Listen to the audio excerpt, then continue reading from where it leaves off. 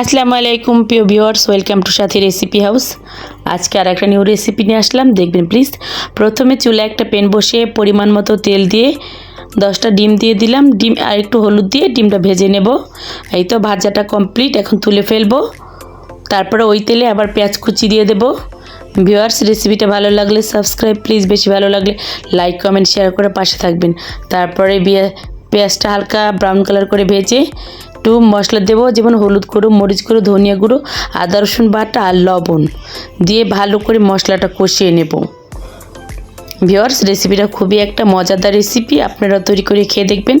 তারপরে একটু পানি দিয়ে মশলাটা আবার ভালো করে কষিয়ে নেব। কষানোর পর একদম খুব ভালো করে কষিয়ে এই যে কিছু আলু আর কিছু ফুলকপি ডাঁটগুলো, নরম ডাঁটগুলো, সেগুলো দিয়ে কিছু অল্প একটু পানি দিয়ে ভালো করে সেদ্ধ করে নেব।